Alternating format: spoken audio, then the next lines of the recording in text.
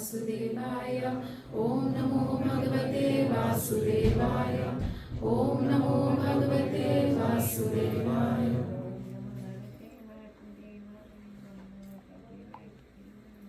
Okay. So, Bhagavad Gita, chapter 18, text 61. Ishvara sarvabhutanam Hrideshe Arjun tishtati Ramayan sarvabhutani Yantra rudhani mayaya. Ishvara sarvabhutanam Hrideshe Arjuna tishtati Ramayan sarvabhutani Yantra rudhani mayaya. Anybody from Mataji's?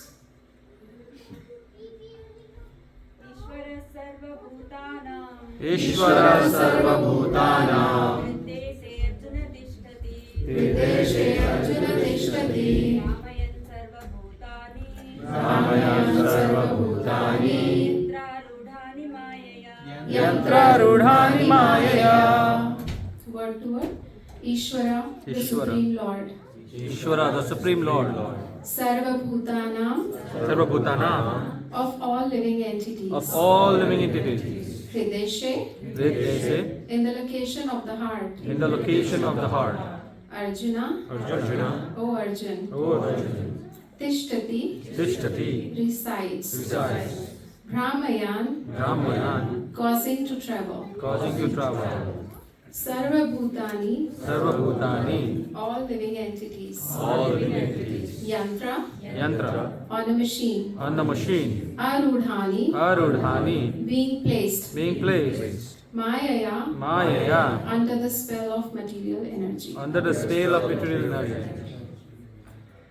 Translation and purport by His Divine Grace A.C. Bhakti Vedanta Swami Maharaj ki Jai. Translation.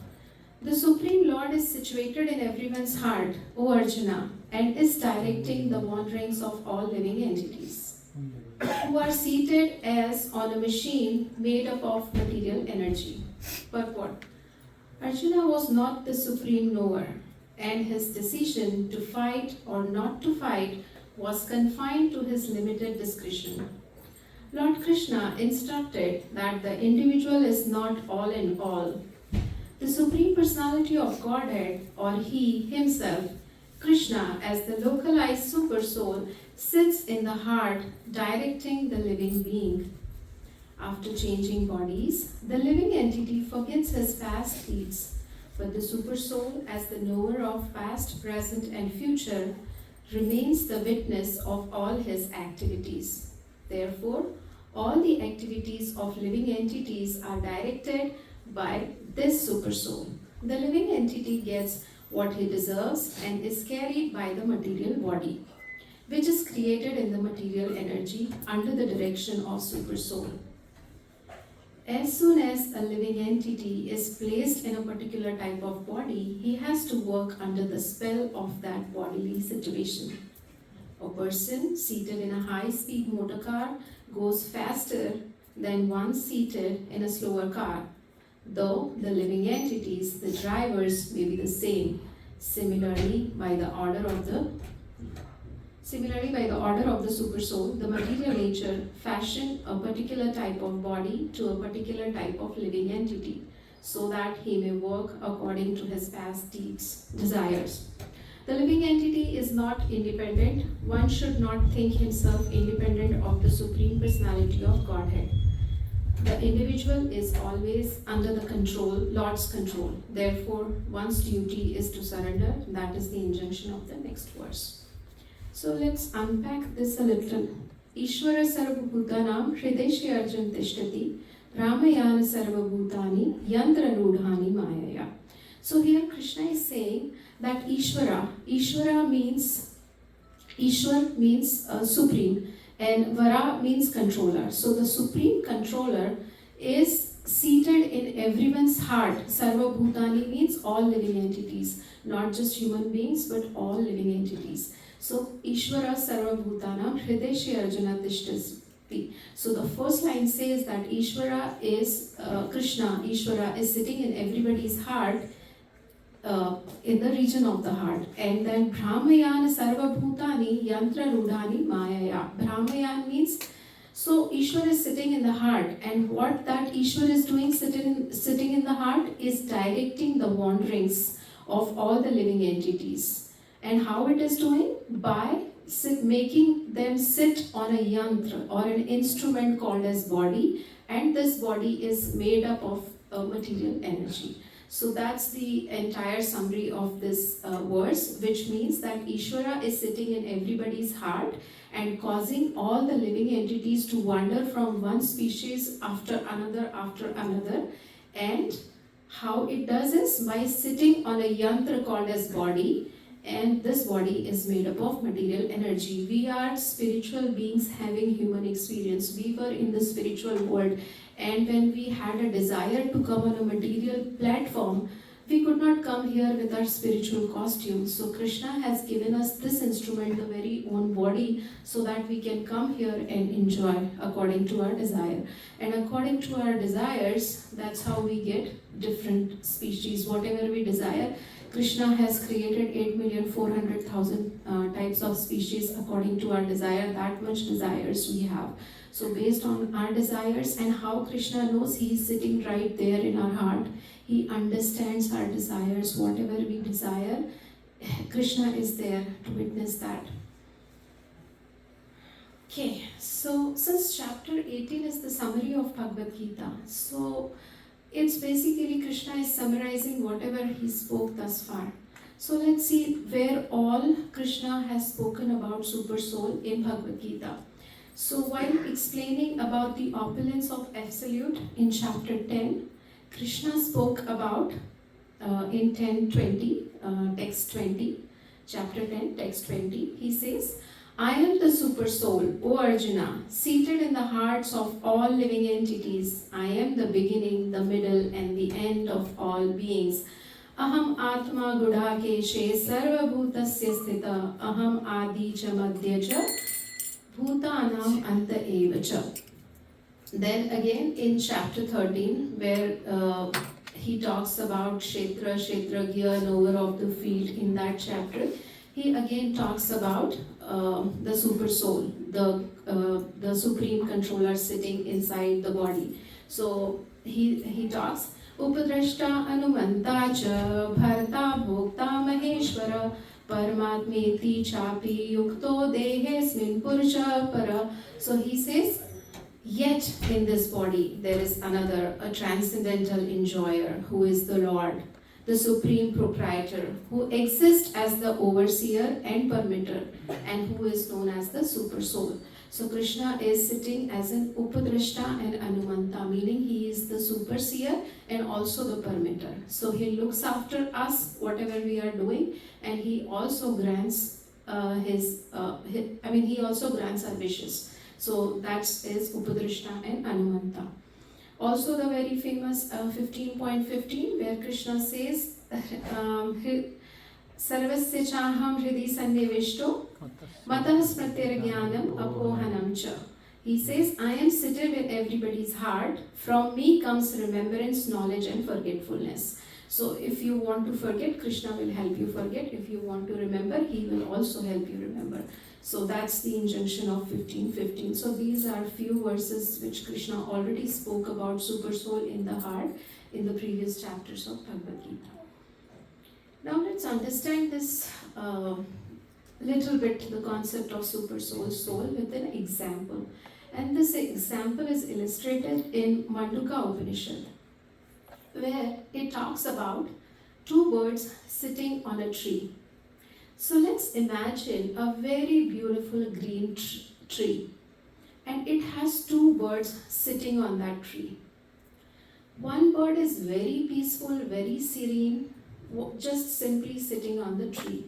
And there is this another bird who is very helpless, very miserable and full of lamentation. and who is roaming all around the trees here and there. And this tree has lot of branches. This tree has very tasty and some sweet, some bitter fruits, variety of fruits in that tree. Unlike material world where one apple tree can only give apple, but this tree gives varieties of fruit, and some of them are sweet and some of them are sour, some of them are bitter. Now this bird, the restless bird, who is roaming from one branch to another branch and eating the fruits. Sometimes it gets to the fruit which is very bitter, and sometimes it eats a fruit which is very sweet. So that's how this is going on. The restless bird, it's keep on moving from one branch to another, wandering from one branch to another. And the moment this bird looks at the bird, who is very peaceful and simply watching this tree. Upadrashta Anumanta Bharta Bhokta. So this bird is just simply watching this the bird who is roaming around here and there. So that's the illustration mentioned in Manduka Upanishad. So let's see what does it mean in terms of our soul, super soul concept, which is the topic of today's discussion, which says that Ishvara Sarvabhutanam Hrideshya Arjuna Tishtiti, meaning in the body there is a soul and there is a super soul. So let's symbolically understand what these birds represent, what the tree represents, what are the fruits represent. So the born bird or the restless bird is the individual soul who is ignorant of his or her true nature. So meaning the restless bird is nothing but the conditioned soul, the individual living entity who does not know his true nature. And what is our true nature? Satchidananda, full of knowledge, bliss. That is our nature. But we are in ignorance. So the ignorant bird is thinking that if I eat this fruit, I'll get happiness. If I eat that fruit, I will get happiness. So that's how it is trying all options, and that's how we do, right? We have that hope that no, this endeavor will give me happiness. No, if I do this, I will get happiness. So that keeps us going in the material world. If we don't have that hope, then yes, we are surrendered to Krishna, but we have that hope. No, it didn't work so far, it will work one day. That kind of hope even this bird has, and that's why it is roaming here and there. So what does that free bird represent? God, right? Super soul. The super soul in our heart. And the trees is our body. The one tree in which the soul and super soul both are sitting. That is the body, our body-mind complex. What are the different branches represent? That is not there on the slide. Different species of life. Anybody else?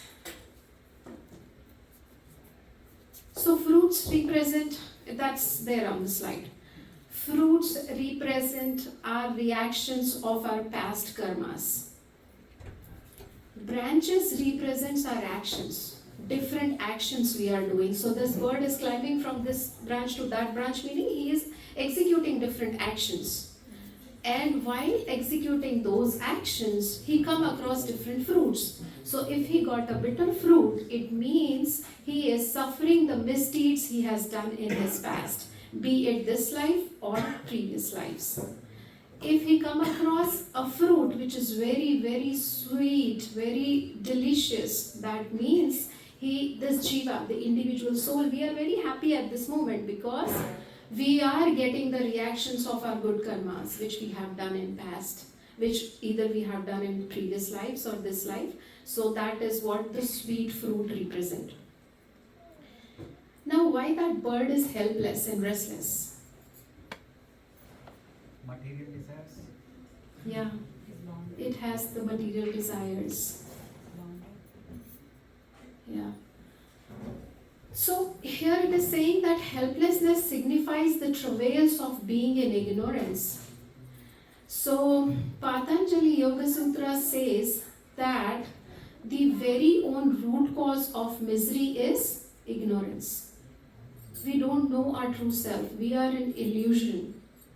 Also Buddhism says that the root cause of all the miseries or helplessness is our desires. And my Guru Maharaj says that the root cause of miseries is desires we make in ignorance. So the ignorant desires are the root cause of our miseries. So that's why that bird was helpless and restless, because that bird is in ignorance, and that bird represents a conditioned soul like me, an individual entity who is just in some hope that I will get happiness here, I will get happiness there, and I am just keeping my back towards Krishna. So those kinds of living entities are represented by that restless bird. Now we also spoke, or I don't know if we spoke already, but the bird, the restless bird, the moment it turns towards the bird who is very peaceful, who is watching that bird, this restless bird immediately becomes peaceful. So what this seeing analogy refers here, the seeing analogy means that you come on the devotional path, you started following spiritual practices, you started your devotee association, you started taking prasadam. All these things represent seeing toward that peaceful soul. So as soon as we come in contact with devotees, devotee gives us mercy, and we start following some spiritual practice, we get this peacefulness in the heart. And I'm not making this up, this is mentioned in Bhakti Rasamrit Sindhu by Rupa Goswami. He says that there are 6 characteristics of pure devotional service. And the very first 2 characteristics we get immediately once we follow the devotional service.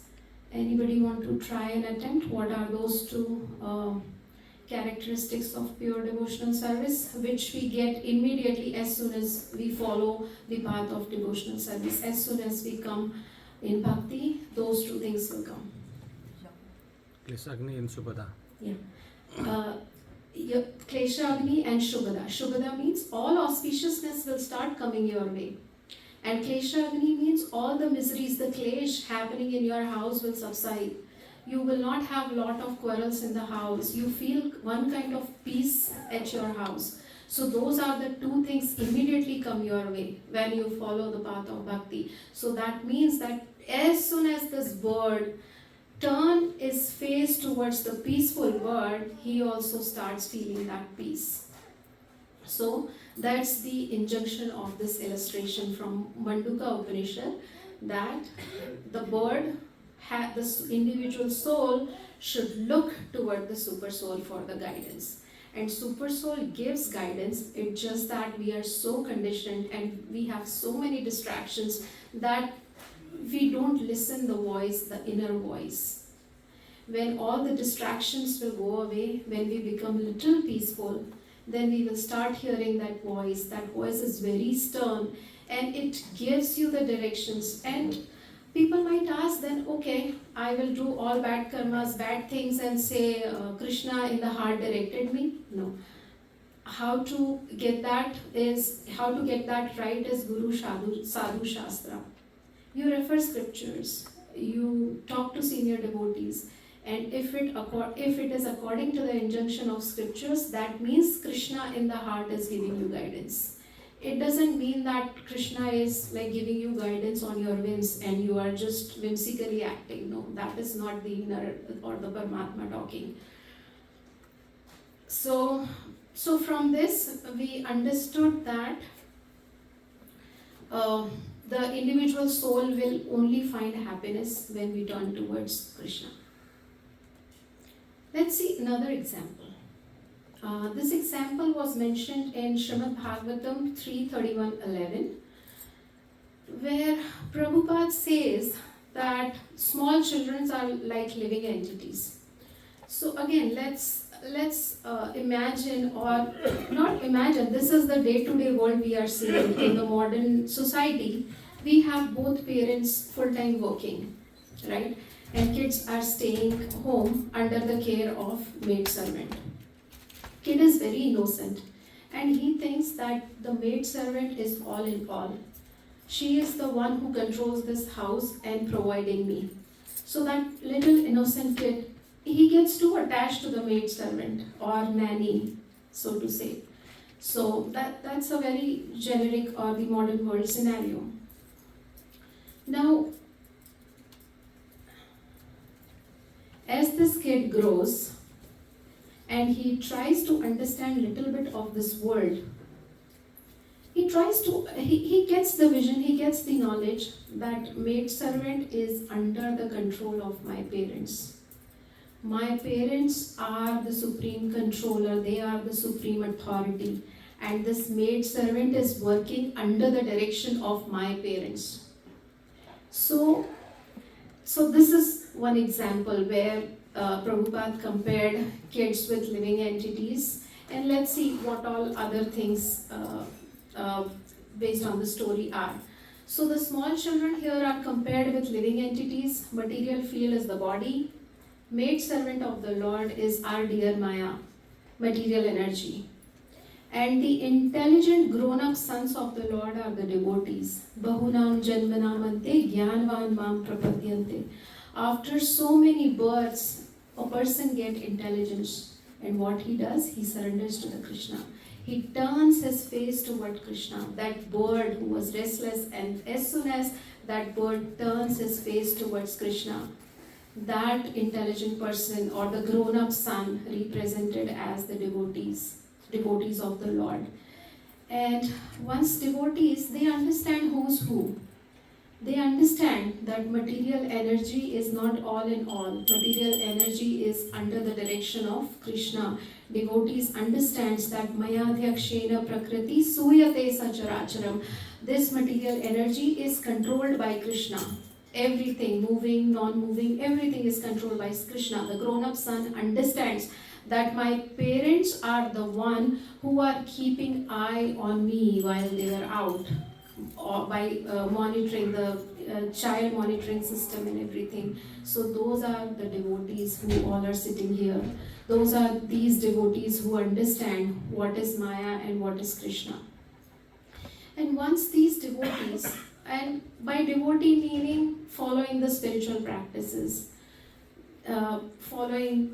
doing some chanting, maybe not 16 rounds, but just at least, and that implies to all of us who are sitting here, at least we got some vision, we got some knowledge that this is it, our search is ended now. So we understand that this body is a machine. Yantra rudhani mayaya. This is a yantra, this is a body which was given by Krishna so that we can enjoy in this material world, because we all have our spiritual costume, and in this temporary material world made up of 3 modes of material nature, we cannot enjoy with our spiritual costume. So Krishna gave this yantra to us, yantra arudhani mayaya. Now we establish the fact that this body is a yantra or an instrument. If we talk about an instrument, then there should be a manual to it, right?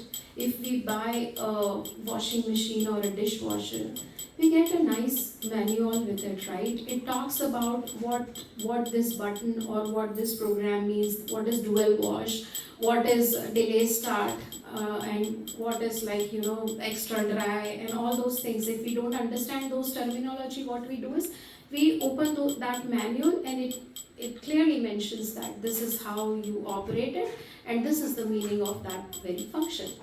So do we think that Krishna, and this is all by human beings who have limited intelligence. They made machines and they came up with manual. So do we think that the super intelligent Krishna sent us here in the foreign place without a manual? No. He gave us the very holy book, Bhagavad Gita, that is our manual. And what is our duty is to read that Bhagavad Gita cover to cover, to understand the intricacies of this life, to understand who we are and what to expect from this world, and what not to expect from this world, and what to do. So that is the manual Krishna has given to us, and that is called as Bhagavad Gita. And also it provides troubleshooting guidance. We might have often heard that when you open Bhagavad Gita, then whatever you are going through at that moment, it gives you answer. And this is not even in devotee communities, non-devotee community people also say this, that whenever you open Bhagavad Gita, it gives you the solution of your problem. If you have not tried it, try it out. This works, it really does. So that is the manual Krishna has given us. So we should utilize that manual if we want to navigate this journey comfortably. So these are the two examples which illustrates. The first one says there is a super soul and soul and what to do. The second one says that a material body is an instrument which was given by Krishna, that is Krishna's mercy on us. And Brahmayan Sarva Bhutani. So the super soul sitting in our heart is directing the wanderings of living beings. So when we say wandering, meaning roaming around here and there without purpose, that's what we all are doing. We are roaming here and there without any purpose. We don't have a purpose in life. We are just moving with our whimsical desires, and Krishna, being so merciful, he is fulfilling all our desires and giving birth after birth after birth. That's what we are doing. Now let's dive a little deeper into it and understand why wandering is painful. Any one of you sitting here want an endless vacation, meaning you just go on vacation and you don't have to do anything and never return home? I mean, at least I don't want. Whenever I go on a vacation or anything, after a few days I feel like I want to go back home. So that's what this jiva, the living entities, are doing here. We really want to go back home. That urge, that that emptiness is there inside. That's why we don't sit idle. We just keep on doing things that here, oh yeah, I got this, here I will get something. So that's what quest we are doing life after life. And this is not just the story of this life. By looking at this life, we can say that yes, that's what we are doing, but this we are doing endlessly. We don't know how many, how many births we have taken so far. So why this wandering is painful? We are eternal beings and being placed in the temporary body and in the temporary world. So we are eternal, we are part and parcel of Krishna. And since we are eternal, we are looking for eternal things, right? You must have heard that the birds of same feather flock together, right? So if you are like that, you desire things like that. So if I am eternal, I would not satisfied by the temporary things. But in this material world, everything is temporary. Every single thing is temporary. Krishna himself mentioned this multiple times in Bhagavad Gita. Ashashvatam, right? Then another example is like fish. If you take out fish out of water, it won't survive because that is not its natural habitat. No matter what you feed the fish, no matter in whatever air conditioner room you keep the fish, but fish will not survive because that is not the natural place. Same with us. This is not our natural place. And people might say, and they did to me, that you Hare Krishnas, you always talk about this miserable world. I am happy. We are finding happiness here. So yes, there is happiness. That's what Krishna is saying, that there is happiness. The fleeting happiness is there here and there. But are you happy without doing anything? No, right? So we are not demotivating anybody by saying this place is a miserable place. No, we are saying don't set your bars too high. Don't expect too much. Don't expect this place to be a perfect world. This is not perfect. Just be happy, celebrate your little happiness. That's what we are telling. We are not telling you or demotivating you that this place is miserable. This place is miserable, so what you do is celebrate your little happiness. Otherwise, what will happen? We set our bars too high and we want our life perfect.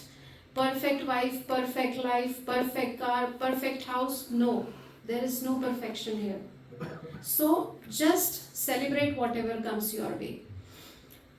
Then another example about part and parcel of Krishna, like parts of body individually are of no use. So this is an example Prabhupada often quotes in various Srimad Bhagavatam purports, and also I think he mentioned this in Bhagavad Gita introduction, where he says, when you cut one of the arm or a leg of your body and you keep it aside, will that particular part of the body is of any use?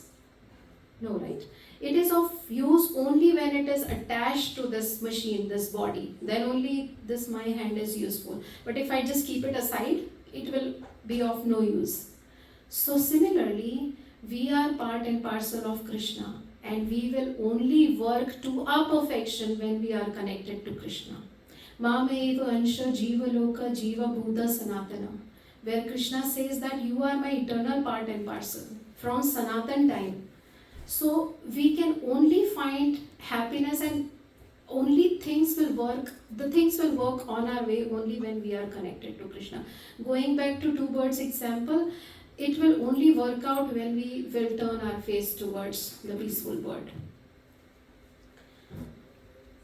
The happiness in this world is the chemical happiness. I think I am not like a medical doctor or anything, but I think when I heard or I read where it says that when you get excited or when you get happiness, the dopamine releases, and that's how you get happiness, right? So what is that happiness? That's a chemical happiness. We are the true self is not chemical. So we cannot be happy with our chemical happiness. The chemicals get released and we get happy. No, that is not what we are looking for here. Whatever I have spoken thus far, maybe or maybe not it will make any sense, because part and parcel, who knows, right? But at least we are seeing these threefold miseries around us. There is no philosophy in this. This is the fact. This is the truth we are seeing all around us.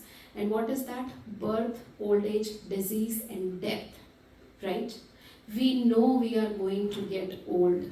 We know we will get disease, and we must have fallen sick so many times. Nobody is like can say that I have never fallen sick, right? And what the first thought comes, at least to me, whenever I fallen sick, seriously ill, the thought comes to my mind, भगवान ठीक कर दे, कुछ भी नहीं चाहिए life में, बस पहला सुख निरोगी काया. That's what the desire we have. So disease is no fun, right? And so these are the main problems of this world. And we cannot deny this fact, right? Because this is there, we are seeing around, but it's that this Maya Devi, the illusion. Maya Devi is doing its job so perfectly. It is Krishna's servant, and it is Maya is obedient servant of Krishna and doing its job so perfectly. So it creates a veil around us. And even though we see people dying all around us left and right, I don't know what we believe, or even if we say Jeevan ka bharosa nahi, but still we do the same thing. If we understand this deeply, then we would not have been doing what we are doing. We will understand the importance of this human birth, and what the human birth is like. After so many species we get into, and that's when we get human birth. But we just say it, but somewhere it's not getting in. We are not realizing that we are going to die, and we don't know. We just say maybe 80 years, 90 years, who knows? I won't see tomorrow's sun. Who knows? We don't know. I mean, Krishna has not written in stone that you will be only live for 80 years or 90 years, or average age is 60. There are people dying in their 40s. There are people dying in their 25. And that can be anybody, right? I mean, you cannot say. But deep down we don't understand these things. We hear it, and that is called as Shamshan Vairagya. We get that when our near and dear ones are died, or we hear some death, we get that Vairagya for a little bit, and then again we are so caught up in our day to day. And then again we are into the same grind. So that's what I'm trying to draw a conclusion here, that this wandering which we all are doing, life after life after life, is no fun. It is very painful. It says travails in that very first slide. Travails mean painful effort. We all are doing painful effort to achieve something. So, Pramayan Sarva Bhutani. So that's what it says. Wandering is not painful. Now, it's painful. So, it is painful, right? Wandering is painful. Now, what to do? Journey home. Make a journey home. We have to return back to our home. We are traveling. We are wandering here and there. Now, what we have to do? We have to return back home. Turn towards Krishna. And how do we do that? So, if we plan a trip, any trip, let's say suppose I have to go to India. So what I have to do first is, I have to fix a departing city. I have to first fix from which airport I have to fly, right? My departing airport. So that is the starting point. Then I should have a desire to return. I should have a desire to see my mom, dad after so many years. I should have desire to go there. That is the second point if we are planning any journey. So first is to establish your starting point, that is from what airport you want to fly. Second is you should have a desire. Third is navigating the journey. Preparing all the logistics, collecting all the details about the journey. Check skyscanner.com, expedia.com, travel city, whatnot, check the cheap deals and all those, right? Find out like from here how will I go and when I have a layover, what to do. I mean basically we chalk down the entire thing what we are going to do, right? So that is the third point, navigating the journey. And the fourth point is pressing the button, means boarding the flight and actually taking the journey. And the final fifth point is returning home. So I boarded the flight, I went home, I saw my mom and I became so happy, peaceful and contented. So that is the 5-step journey home.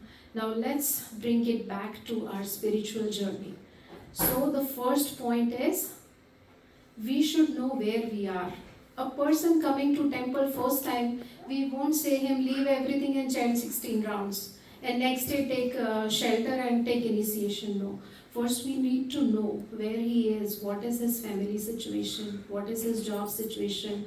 We need to know where we are, whether we can take that much austerities or not. And we also say, right, in our community that Krishna ko jodo, kuch chhodna nahi hai, Krishna ko jodna hai. So first we analyze our situation. We start with 1 round, 2 rounds. So that is our starting point. First understand where we are. Second is desire. Desires often arise from the sense of emptiness. Maybe, maybe not. Life is throwing lemons at me. Maybe, maybe not. Some kind of desire, that does not matter. But at least I should have a desire to get onto this journey, right? Without desire, it won't work. It won't work. Devotees keep on calling you to the this and that, and it won't work unless you have a desire. I know, I mean, with mercy everything is possible, but at least tiny bit of desire is needed. So that second point is some desire is needed to navigate the journey. Third point is doing all this, like figuring out what is our manual, what are the scriptures, what are the first books, small books we recommend often to people, right? Perfect answers, perfect questions, and the small books of Prabhupada we should read so that we understand the philosophy. And then what are simple offer bhoga, all these things, right? These are simple steps. We get to know, we gather information from all the devotees. We start coming to temple, all those things, right? Then fourth is pressing the button, meaning changing your lifestyle according to Krishna consciousness. Actually taking steps, starting your chanting, offering bhogas 3 times a day, and whatever you eat, just offer to Krishna. And few then start living and following those 4 regulative principles. So that is the 4th step. And 5th step is returning home. When we actually surrender to Krishna, then inner peace, joy and contentment and the deeper understanding, and you will get the purpose of life. I can only talk about this because I don't know, but acharyas are saying, so definitely it must be true. So that is the journey back home. We have to make journey back home. Now, we established the fact that there is a super soul in our heart. Krishna is not at all far from us. Krishna is very, very near to us, very near. Even our body is far away from us, but Krishna is so near. All we need to do is feel Krishna. Feel Krishna in the heart. And they also say that Krishna is in everybody's heart, and if somebody hurts you, then you just imagine that Krishna is sitting in their heart and you just don't mind. But that's not how it works. Charity begins at home. First realize Krishna in your heart. When you realize Krishna in your heart, then only you will realize Krishna in everybody else's heart. And for that, what we have to do, we have to purify our heart, because Krishna does not stay in dirty places. And how to purify our heart? By chanting, Cheto Darpana Marjanam. If we keep on chanting, our heart will start getting purified. If there is a bucket, I often give this example, whoever I talk to, that there is a bucket full of dirty water, and if you keep on pouring fresh water, initially the dust comes up, right? Nothing but dust comes up. So those are our anarthas coming to the surface when we force chant. And we see, jab se bhakti shuru kari, problem aa rahi. No, it is the cleaning process that is happening. Just utsaha nishchayat dhairyat. That is our first point here. Keep patience. One day it will happen that the bucket will have nothing but fresh and clean water. But you have to keep patience. And our acharyas were very smart and intelligent. They have given us all this. They have given us that you have to keep patience. You cannot expect, did 16 rounds today and boom, I am purified. No, it's a process, it takes time. So I think I digressed a little bit. So what I was saying is that we have to feel Krishna in the heart. And how do we feel? The point I was trying to make is we have to purify our heart. And I have come up with this acronym, Feel Krishna. Now, this acronym I made it, but I am not making up stuff. These all are given in Shastras. So I took the example of from where what is mentioned, and also more or less these are the 64 limbs of bhakti mentioned by Rupa Goswami. So let's start with first one. Follow the footsteps of previous acharyas. That is the first F in Feel Krishna, which is mentioned in Nectar of Instruction, verse 3. Utsahan nishchayat dhairyat tat karma pravartanat sanga tyagat sato vrita shadavira bhakti prasiddhiyati. It means that these 6 items or the 6 things, if you follow, your bhakti will increase. Utsaha nishchaya dhairya. You should have enthusiasm, you should have determination, and you should have patience. And you should follow in the footsteps of previous acharyas. There are many people here. I think Ramchandra Prabhu mentioned that he read Leela Amrit and he got moved by it. Shri Radha Sam Sundar ki jai, Shri Nimai Nitai ki jai, Srila Prabhupada ki jai. So, that's how powerful our acharyas are. So, just by reading Leela Amrit, people became devotees. So, the first is follow the footsteps of previous acharyas.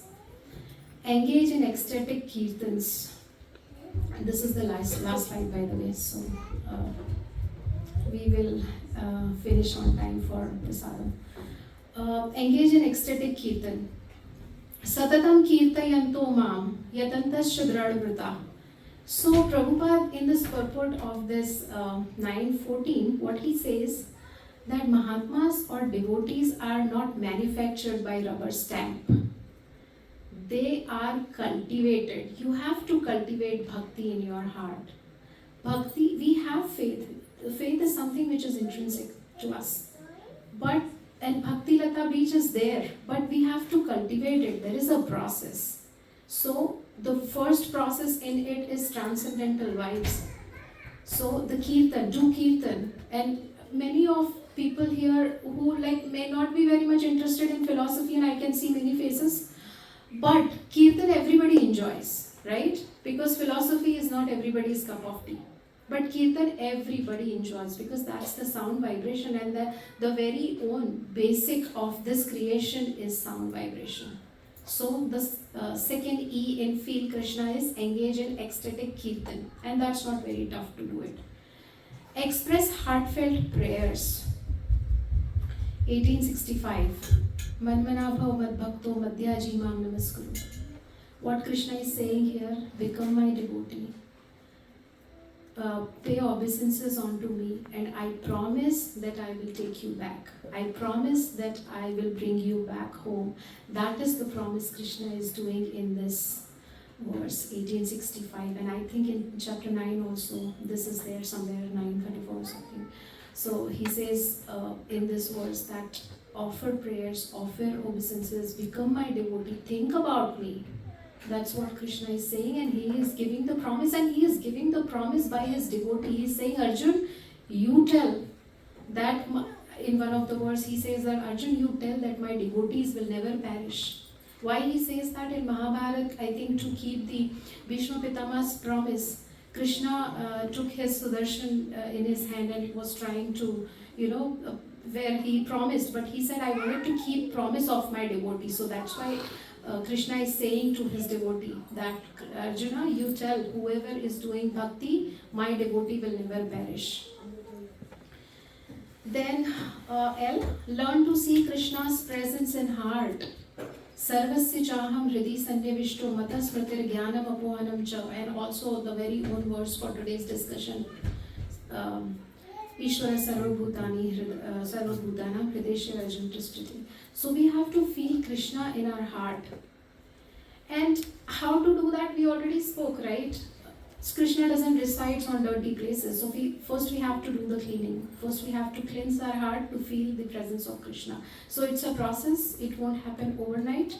But if we take up this process, then we will feel Krishna in the heart.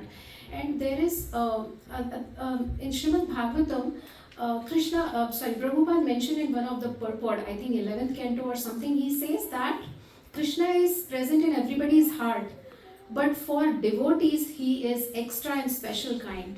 He manifests for devotees in different ways. So the example being, like you must have noticed, and I'm not claiming that I'm a devotee, I'm a practicing devotee, but I have often seen that if I have a burning question in my heart or something is really bothering me, I see a text coming from a devotee that is actually addressing my situation. I open up a YouTube video and I see the person speaking about my problem. I open up a book and I see the answer to my question. So that's how Krishna reciprocates. Krishna says that I am seated in everybody's heart, but for devotees I am extra kind, that I manifest according to their desire. Then K, kindle devotion through chanting. So this is mentioned in Kali Santaran Upanishad. Harer Nam, Harer Nam, Harer Nam eva kevalam. Kalau nasti gatiranyata. So for in Kali Santaran Upanishad, Hare Krishna Mahamantra is mentioned as the only thing to get liberation in this age of Kali. Hare Krishna, Krishna Krishna, Hare Hare, Hare Rama, Rama Rama, Hare Hare. So keep the transcendental vibes going. Vaishesheka Prabhu always says that keep the transcendental vibes going. If you keep it going, one day it will become your second nature. So whatever thought comes in your mind, just keep chanting. And Krishna says that with practice and detachment, anything can be possible. And with practice, it will come. And these are the transcendental vibes. These are not from material world. So it will create an impact you will not even realize, but you just have to have little patience. So a lot can be spoken on chanting, but I am seeing the watch here, so I'll just summarize. Then R, render selfless service.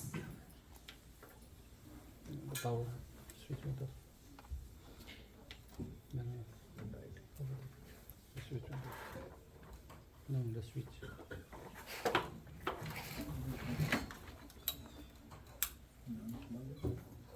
Hare Krishna, Krishna Krishna, Hare Hare, Hare Rama, Rama Rama, Hare Hare. Hare Krishna, Krishna Krishna, Hare Hare, Hare Rama, Rama Rama, Hare Hare. Hare Krishna, Krishna Krishna, Hare Hare, Hare Rama, Rama Rama, Hare Hare.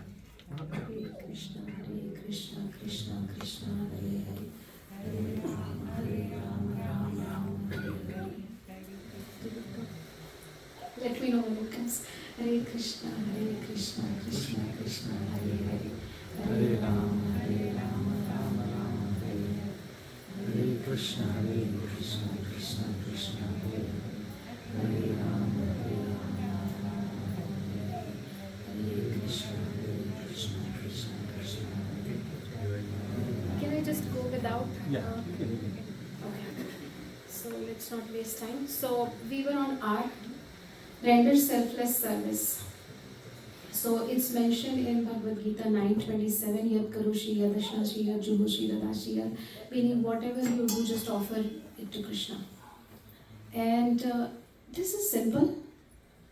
It is simple, but realization takes time. But offering it to Krishna is simple. What you have to do is, initially, in my initial days, it was very difficult for me to understand that how can I cook for Krishna, because I am only cooking what I like and what I want to eat, right? Then how can Krishna comes into picture? But it's easy, with practice it comes that Krishna, I wanted to prepare this for you, this is my offering for you, and also all the family members which we have, those are what Krishna has entrusted on us. So that is because, see, everything happens because Krishna has sanctioned it. There are 5 factors for anything to happen, and one of them is divine force, right? So Krishna has sanctioned it. That's why they are in my life, to accept it. Why I am questioning Krishna's judgment, and why I am questioning Krishna's doing, right? So whatever happening in our life is sanctioned by Krishna, and we are nobody to question. Why me? Why is this happening to me? So that is the next point. Surrender Krishna's will. And back in 27 or 28, when I flunked one of the interviews, so my father-in-law is sitting here. He gave me once one advice. He said, it's okay if it did not work your way. It worked with divine's will. It worked with somebody else's will. Because I was wishing to get that interview, but I did not pass. Then it must be happening with somebody else's wish, and that is divine force, and that is more intelligent than me. And he quoted Amitabh Bachchan, where Amitabh Bachchan was, he wanted to become a radio jockey, and he got rejected, and he was very upset. But his dad, Harivansh Rai Bachchan, told him that if it doesn't happen, if it happens by your wish, then good. If it doesn't happen by your wish, it is better, because it is happening by somebody else's wish who is more intelligent than you. So where is Amitabh Bachchan today, right? He was superstar at his time. Imagine if he got selected as a radio jockey, and then he could not have been, maybe not, right? So that's what it says, surrender to Krishna's will. Whatever is happening in our life is because Krishna has sanctioned it. And Krishna says this in 66, Sarva dharman parityajya mam ekam sharanam vraja aham tvam sarva papebhyo mokshayishyami ma shricha. He is giving us the assurance, do not fear, I will take care. All you need to do is turn your face towards me, right? Then the last two, the N and A, never forget Krishna and always remember Krishna. These are ISKCON rules, or basically this is, all other rules are subservient to these. One is the prohibition and one is the order. What is the prohibition? Never forget Krishna. And what is the order? Always remember Krishna. All other rules are servants to this rule. So if you by heart these two rules, everything will fall in place.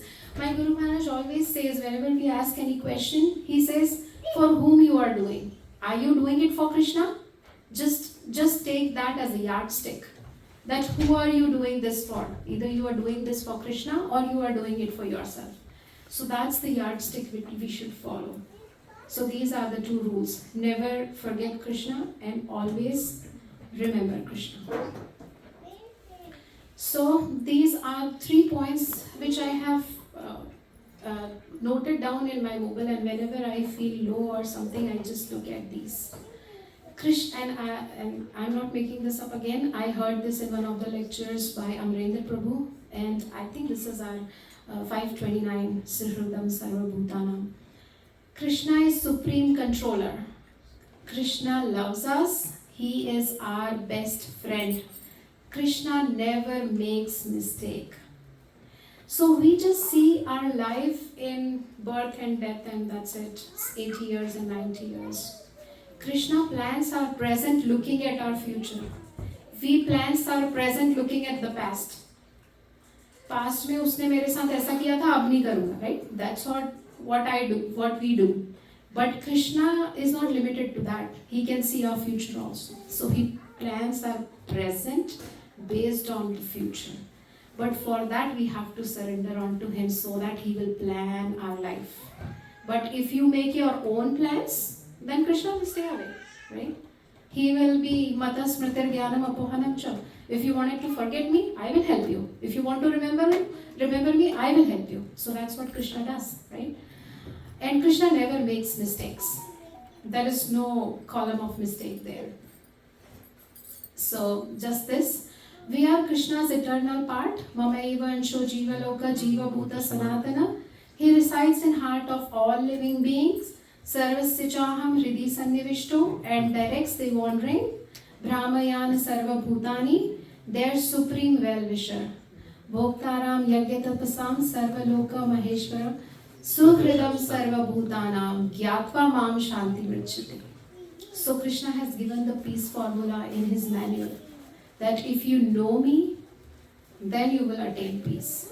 So Hare Krishna, thank you for tolerating me. Vansha kalpatarubhyascha kripa sindhu bhayavacha patitanam pavanebhyo vaishnavebhyo namo.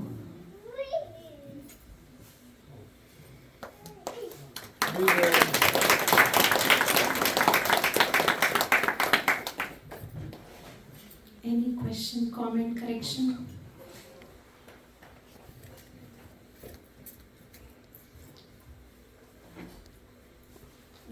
Duty has a question.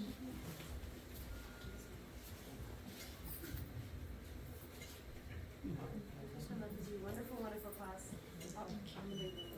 I am glad you were listening, Duty.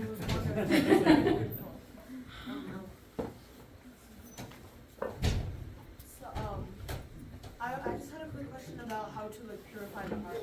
You know, when you said the chanting will help, the chanting will purify the heart. Is there any way you can tell that the chanting is working, the chanting is actually purifying the heart, or if it's just I'm just saying I'm Krishna for no reason? I mean, So, yeah, that's a good question. Very good question. So there are multiple things. There are multiple parameters to it. I think one I heard from Bhadri Prabhu or somebody. He says, Jiva Daya Nama Ruchi. These are the two things. If you feel like chanting more, and if you have compassion for other living beings around you, that means it is working. Second thing is you feel like doing more spiritual activities than going to some other places, like coming to temples. You get excited, you wanted to meet devotees, and rather than going to clubs or I know you don't do that, but you are a good kid. But if your spiritual activities you give preference, you start giving preference, you enjoy those, that means it is working. Hope it helps.